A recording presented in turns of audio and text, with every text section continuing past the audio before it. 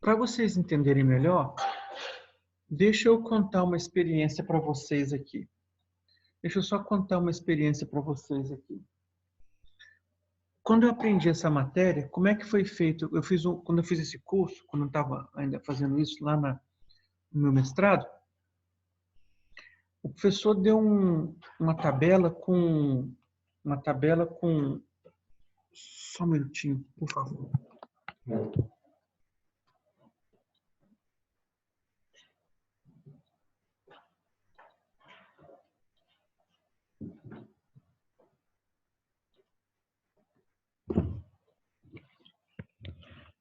Deu uma tabela com, acho que tinha 500, 700, acho que tinha uns 600 ursos, medidas de ursos. Peso, circunferência da cabeça, altura, tinha outras variáveis, eu não sei o todo. E ele falou assim, desses 1000... Só um minutinho.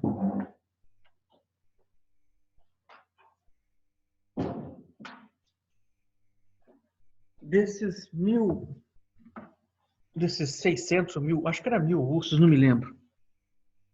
O número 300 representa um urso médio. O número 555 representa um urso pequeno.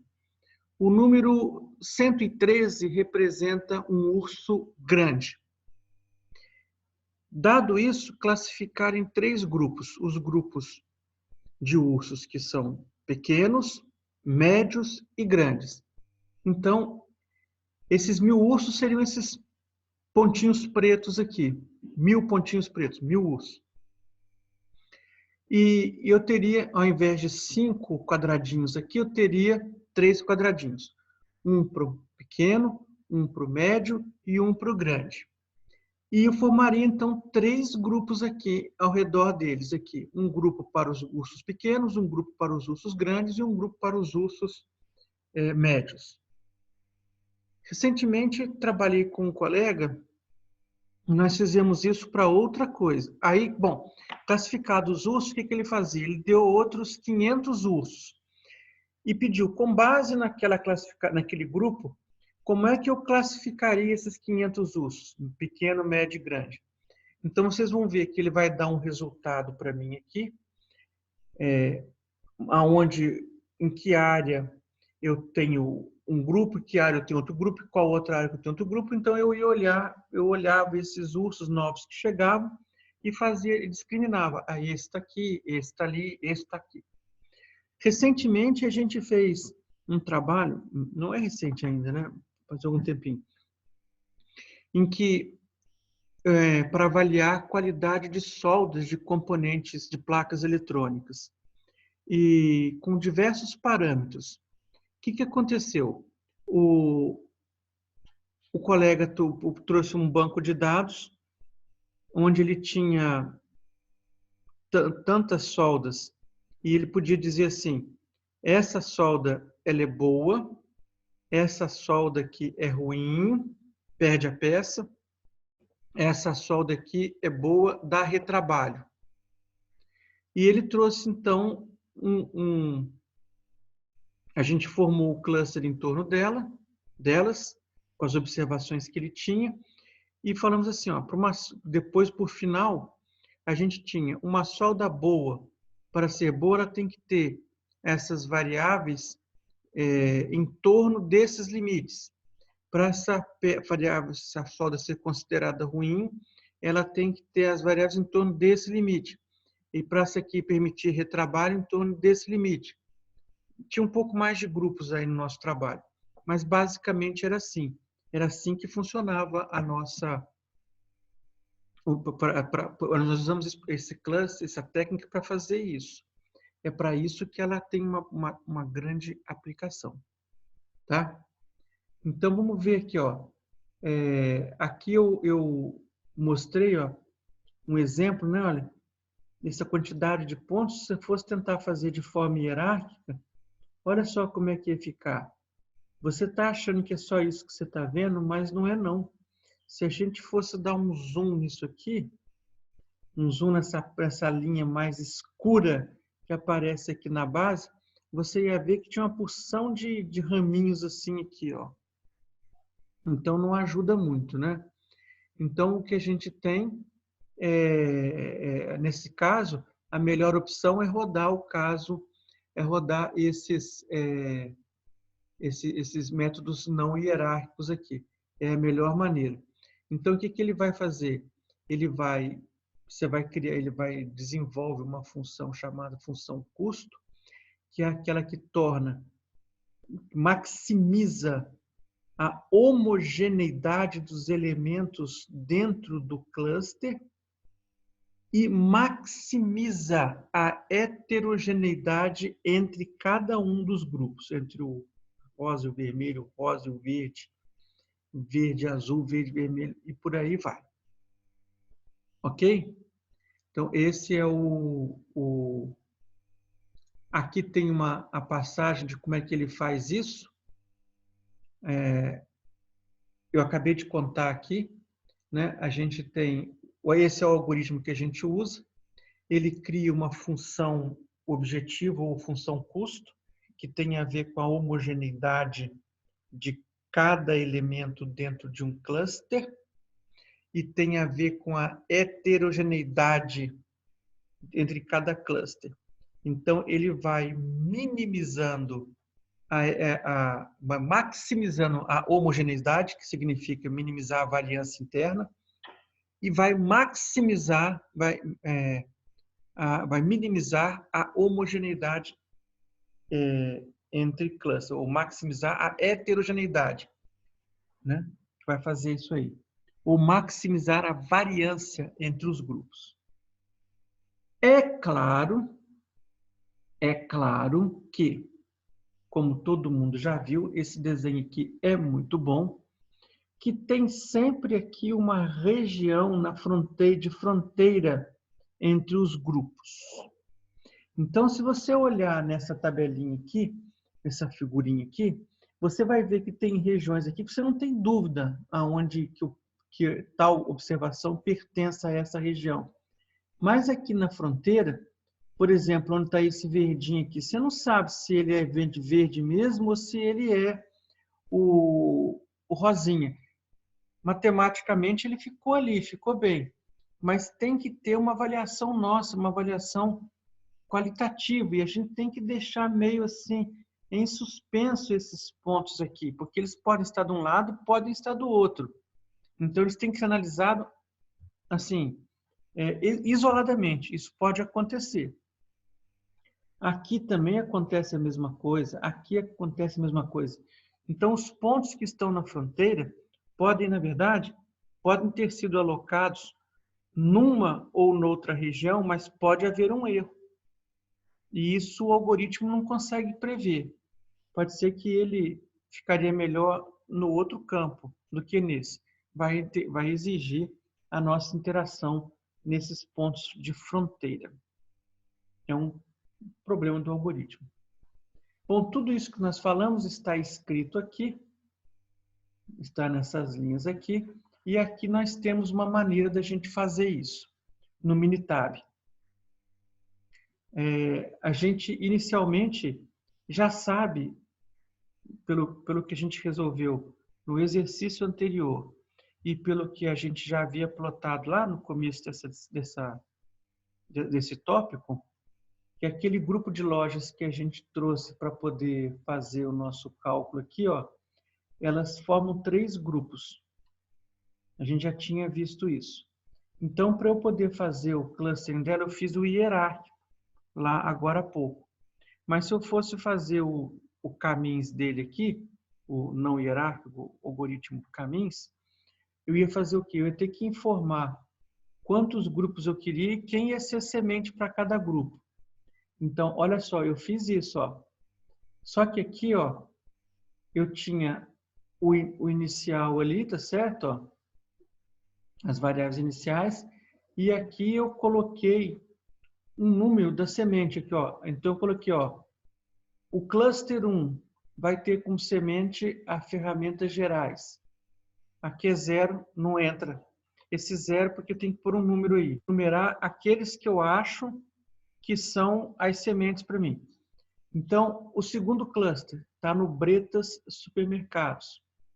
Ele é o segundo cluster.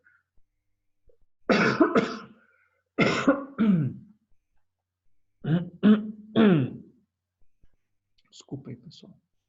Ele é o segundo cluster. E o terceiro, lojas americanas. Então, eu vou querer que o algoritmo se desenvolva, o clustering, os agrupamentos, se desenvolvam em torno desses elementos aqui. E vocês vão ver que vai repetir aquilo que a gente já fez. Então, tá lá, ó. Vim aqui, montei isso, né? Montei essa tabelinha aqui, escolhi essas duas variáveis, chamei aqui o cluster caminhos. No exemplo anterior, a gente fez esse cluster observations, a gente fez esse aqui, né? No hierárquico. Vamos fazer o caminhos. E agora eu coloquei aqui, ó. Eu coloquei aqui, especifiquei aqui, ó. Aqui eu poderia ter colocado number of clusters, número de clusters, mas eu já coloquei aqui, ó. Eu já dei informação, ó. Eu já coloquei uma coluna com a partição inicial. Já coloquei essa daqui, ó. E mandei padronizar as variáveis. Então, eu não coloquei padronizar porque ele já faz para mim isso. Já elimina esse processo. Rodei. Ele já fez para mim. E ele fez assim, ó. Cluster 1. Número de observações, 2. Cluster 2. Número de observações, 2. Cluster 3. Número de observações, 2. Aí ele pega e calcula aqui, ó. Distância média, distância do centroide. Está aqui, ó. Já foi feito aqui, ó. Com 2, como eu tenho só 2 elementos, é igual, né? Porque o centroide está no meio dos dois. Não está mais para um nem mais para o outro, né? Então ficou no meio dos dois. Então essa distância, a mínima e a máxima, elas são iguais. Elas são iguais, não muda. Se eu tivesse mais elementos, dá uma diferença para eu fazer aqui. Aqui ele dá o cluster dos centroides aqui e dá a distância entre os clusters. Tudo isso que está aqui, eu fiz um desenhinho para poder explicar melhor. Então aqui, ó, eu tenho aqui, ó, ele colocou aqui, ó, distância máxima do centroide. A gente já colocou aqui, ó, nesse grupo que está aqui, ó, é a distância daqui para cá, né? Olha, daqui para cá. Tá certo? Ó, 0,214. A distância média também é o mesmo, né? É a mesma, porque está lá, né? Esse grupo aqui, ó, 0,334 são 2 só. Aqui é a distância máxima. A distância média é a mesma, porque essa distância daqui para cá também é igualzinha essa daqui, ó, não muda. E aqui também calculei essa outra distância, também está aqui, ó. Tá certo? Eu calculei essa outra distância que está aqui, ó, que é a distância máxima e a distância média. Elas são iguais porque só tenho 2 e a mesma distância. Então, ficou igual aqui, ó. Aí aqui eu calculei o centroide de cada uma desses grupos aqui, ó. Eu fui lá e olhei a medida, tá lá, ó. Esse cluster que está aqui, chamado de cluster 1, ó, ele tem, o centroide dele tem, aqui ele chamou de C2 e aqui ele chamou de C3, esse eixo. C2 e C3. C2 e C3 tem a ver com a coluna que foi feita lá, ó, lá do cluster lá. Na entrada de dados lá, ó, C2 e C3. Então, um dado está um eixo está com a C2 e o outro eixo está com a C3. C2 aqui é o faturamento anual em milhões, né? E aqui é o número de funcionários. multifuncionários. Então, é o que você está vendo aqui, ó. Então, ele deu aqui, ó, onde está cada um deles, ó. Os centroides aqui, ó. Tá certo? Então, dentro do cluster aqui, você tem uma somatória aqui, ó. O que é considerado dentro do cluster está aqui. Foram dados esses valores aqui, que eu calculei, mostrei como é que calcula.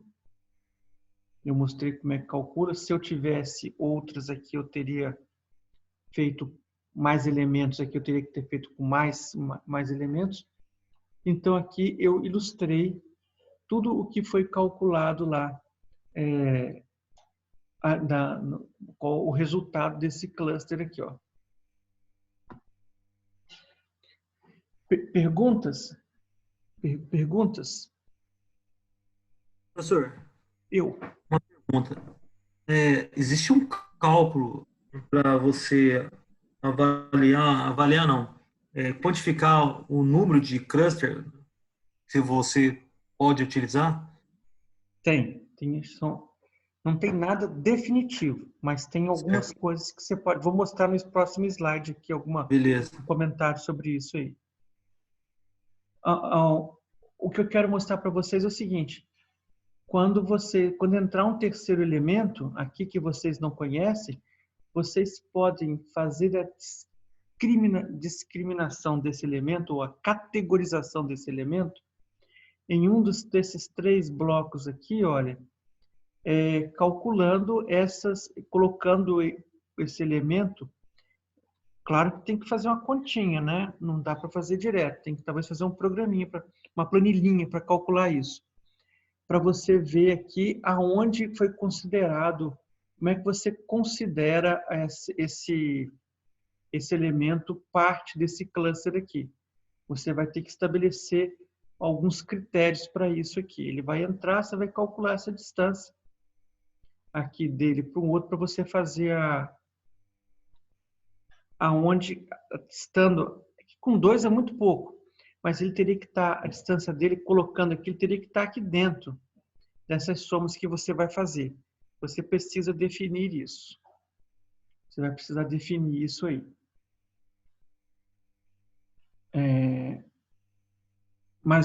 Alguém tem alguma pergunta? Eu não vou chegar a pedir isso para vocês, mas estou dizendo como é que faz, é o jeito de fazer. Não? Tudo bem? Então vamos lá. Atendendo a pergunta aqui do Diego Oliveira. Depois que você faz isso, tanto para os clusters, para os algoritmos, para os algoritmos hierárquicos, ou até mesmo para os não hierárquicos, você tem que definir qual de grupos que você vai usar. Então, por exemplo, quando você está usando os hierárquicos, quando você está usando os grupos hierárquicos, você pode observar o salto que acontece entre a formação de um grupo e o outro grupo. Então, ou seja, quando você olha daqui para cá, pode não parecer por causa do desenho, mas houve um salto daqui para esse patamar aqui, pequeno. Daqui para cá, houve outro, já é maior do que aquele outro lá. E quando houve desse para esse outro grupo aqui, foi muito maior. Então, quando você pode observar, você pode definir a formação dos grupos assim, olha. Quando acontece um salto muito grande entre os grupos, esse salto marca, você pode usar para marcar a definição, para definir aonde você tem que parar os agrupamentos.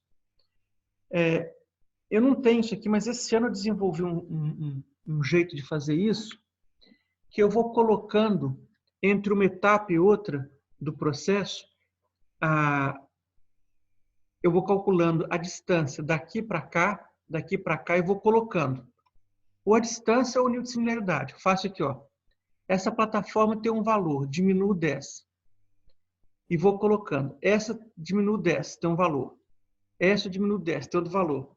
E vou montando uma curva. Quando isso dá um cotovelo, quando der aquele cotovelo, uma transição maior, eu entendo que ali é o ponto de parar. Eu acho que essa é a melhor maneira de fazer isso. Mas existem outras, quando dá aquele salto, o cotovelo da curva, a distância ficou muito alta, eu falo, bom, aqui já deu um salto, então eu vou parar por aí. Existem outras possibilidades. Você pode calcular, usar esses cálculos aqui. Você pode calcular o valor médio do desvio padrão, você pode falar isso, você pode calcular o R ao quadrado semiparcial, pode calcular R ao quadrado, mas dá mais trabalho para fazer. Isso dá trabalho para a gente fazer. A gente tem que fazer muito cálculo e às vezes isso não, né? A gente perde mais tempo fazendo isso. Mas a gente precisa olhar isso aí, como é que faz, para a gente poder entender nos artigos, como é que ele faz lá.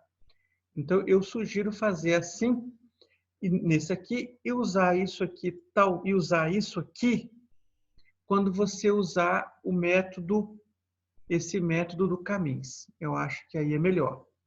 Esse método hierárquico, esse método que a gente está fazendo pela comparação dos saltos, ele é mais prático, mais direto. Ou usar o bom senso para poder ver aonde você acha que está bom de agrupamento. Aqui o bom senso responde bem, não? Está aqui, ó. Olha a distância que tem daqui para cá. Bem maior do que essa daqui. Então, está aqui, está ótimo. Então, eu diria isso. Muito bem. O último, alguma pergunta? Alguma participação? Não? A última parte. Só uma dúvida. Pode perguntar, Eduardo. Pode perguntar, Eduardo. Mas que nem assim, a quantidade de números que você colocou lá, você só criou 3 clusters, né? Aí se eu tiver uma numeração muito maior, eu tenho 1.000, 2.000 números lá que eu tenho que fazer o agrupamento. Sim. Eu vou ter que fazer dessa forma aí também, tipo, eu vou pegando, que nem no caso lá que eu entendi, o senhor pegou os maiores, né? Para poder fazer o agrupamento no cluster. Então, se eu pegou o maior de um grupo, o maior de outro grupo, teoricamente o senhor foi lá para o bom senso, pegou os maiores e fez no cluster. Isso. E aí, quando eu tiver muitos números. Então, vamos fazer o seguinte. Primeira coisa, se deu para entender. O seu áudio cortou um pouquinho, mas deu assim. Se você não entender, fique comigo. Se você não entender, você me interrompa, por favor. Se você tiver mais de 1.000, primeira coisa, você vai ter que optar por esse processo de clustering aqui, ó. Esse aqui. O cluster hierárquico não vai funcionar. Aqui, quando eu citei o exemplo do urso, é assim, um especialista vai ter... Você quer fazer o caso da solda. Eu precisei de um especialista para dizer para mim o que ele classificava como solda boa. E ele me informou isso. Aqui eu precisei de um especialista, foi o meu professor, foi o exercício que propôs, que disse, ó, esse urso ele é considerado médio, esse outro urso é considerado grande, e esse outro é considerado pequeno. Então, eu precisei de um especialista. Eu não examinei todos os números para poder ver aquilo lá. O cara falou, ó, se tiver essa medida aqui, você pode considerar que ele é médio. Se tiver essa medida, pode considerar que ele é grande. Se tiver essa medida aqui, pode considerar que ele é pequeno. No caso da solda, o cara especialista da fábrica, ela falou, ó, se essas tais variáveis aqui tiverem assim, ele falava assim, na verdade ele falava assim, ó, esse caso aqui, ó, é um caso de solda boa. Esse caso aqui é um caso de solda ruim. Esse caso aqui é um caso de solda que vai dar retrabalho. Esse caso aqui precisa de nova inspeção. Esse caso aqui acontece isso. Ele forneceu para mim. Eu não tive eu precisei do especialista para dizer isso para mim. Entendeu? Para eu ir lá e colocar marcação para fazer o cluster em torno dele. Entendido, Luiz? Não precisou eu fazer a análise. Alguém contou para mim. Tá bom, entendi. Entendeu? Entendi. Alguém mais tem alguma participação? Uma pergunta? Obrigado, Michele. Agora tem um outro tipo de cluster aqui, ó, que eu achei muito legal, que é o cluster de variáveis. Esse é muito legal. Nós vamos ver que tem uma outra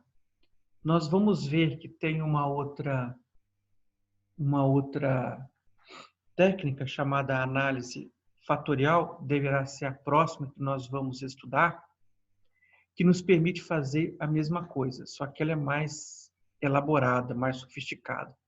Essa aqui faz isso com menos sofisticação e bons resultados na maioria das vezes. Olha só o que acontece. Para que eu uso esse agrupamento de variáveis? Quando eu tenho muitas variáveis representando as minhas observações, e eu preciso ver quais delas são as mais relevantes. Quais delas eu posso sintetizar? Como é que eu posso agrupar aquelas variáveis? Então, eu posso fazer isso usando esta técnica aqui, ó.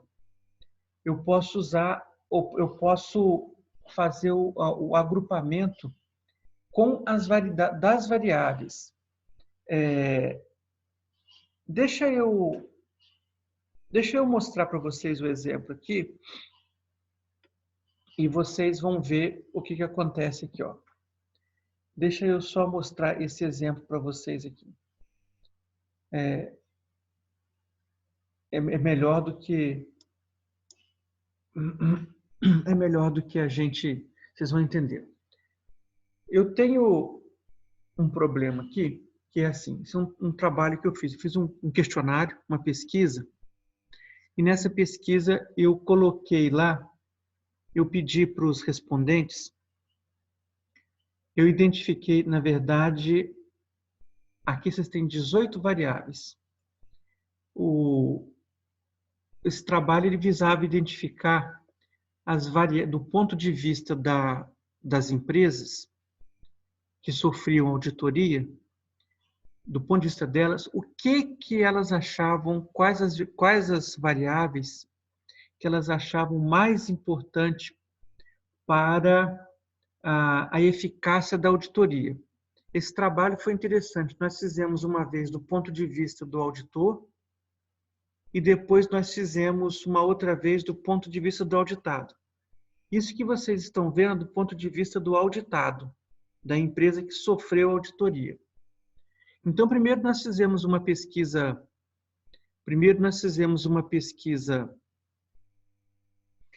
qualitativa entre diversas organizações. Na verdade, nós fizemos um censo, porque a gente tinha 30 e poucas empresas auditadas para o setor aeronáutico. Nós perguntamos a todas elas, para uma pessoa dela, para a pessoa encarregada da qualidade, o que ele via como melhor para a auditoria dele. E aí nós elegemos essas aqui, 18 unidades.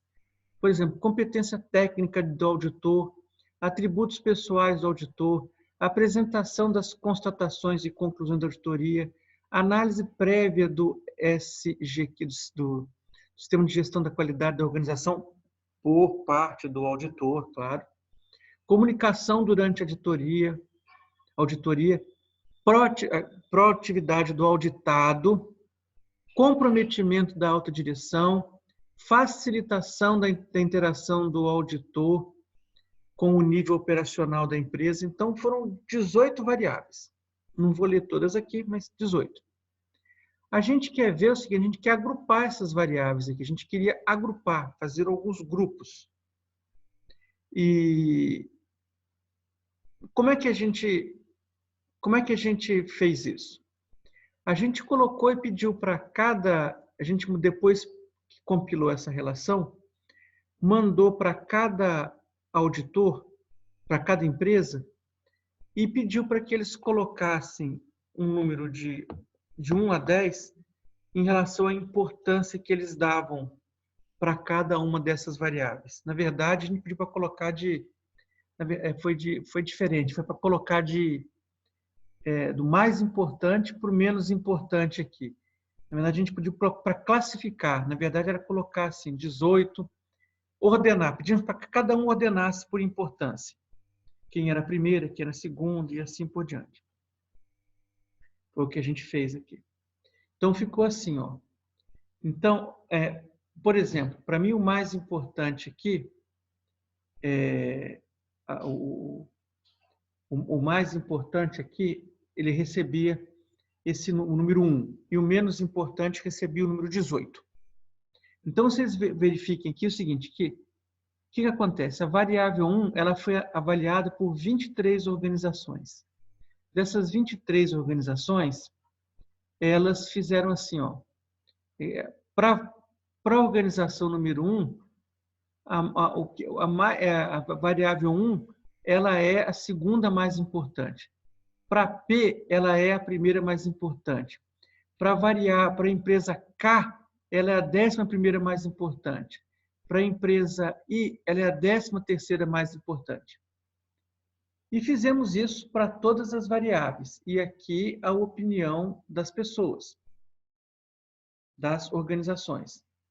Então, vocês vejam aqui, por exemplo, a variável 7, a maioria das organizações colocou como sendo a mais importante. A variável 7 é o comprometimento da alta gerência. Então, eles colocaram o número 1, significa o quê? Significa que ela é a mais importante. 1 é a mais importante e 18 é a menos importante. Se observarem aqui, a variável 17 está com pouca importância. Tá lá a importância dela não é muito alta. A 18, que vocês vão observar como é que ela está aqui. Está assim. Ó. E por aí vai. E por aí foi aqui todas as variáveis. Aqui, ó. Então, o que a gente fez?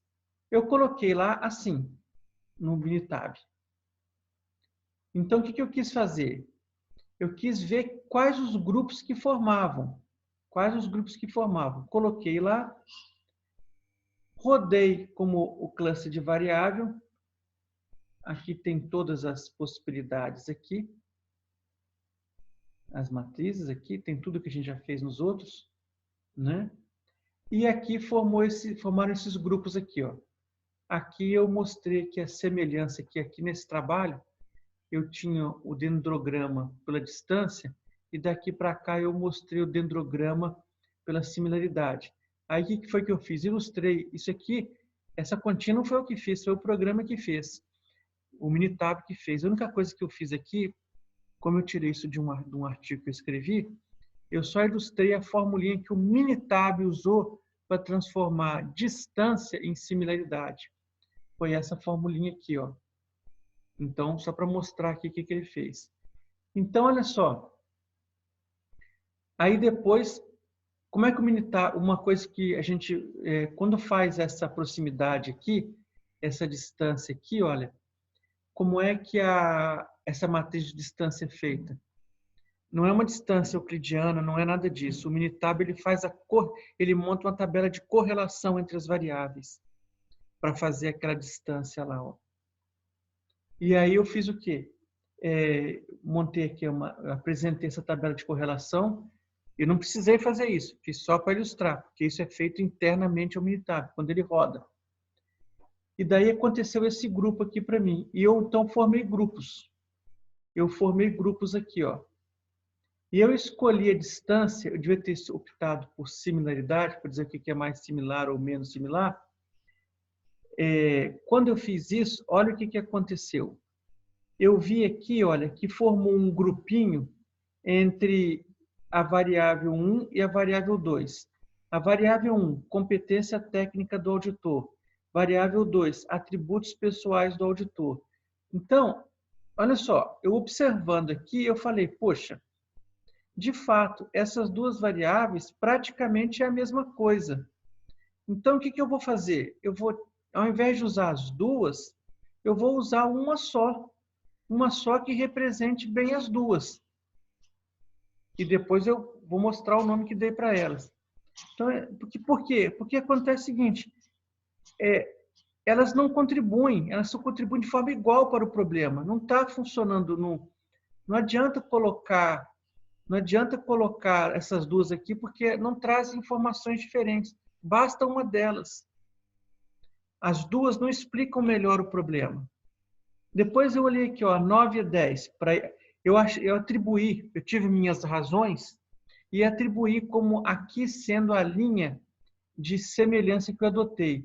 Então, por exemplo, eu vi o seguinte, que formaram esse grupo, esse grupo, esse grupo, esse grupo, esse grupo. E ficaram sozinhas. Essa